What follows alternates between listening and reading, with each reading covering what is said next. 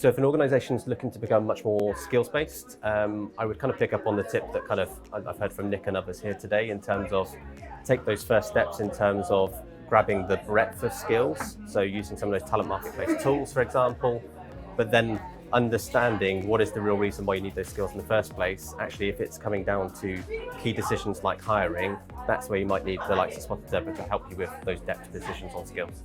Look at the insight. I actually think it's there for everyone to see. I think a lot of people talk about kind of looking at the data, looking at the evidence, that side of things. And I think there's so much out there that you can't ignore it. If you want to kind of keep ahead of it, if you want to engage the right talent, if you want to meet your future demand, you can't ignore the data. And I think if you do, then you're going to be always left behind is basically what I think. I think it's really to, first of all, get clear on what you're trying to achieve and why. I think the buy-in is so important, but also just to start somewhere in that.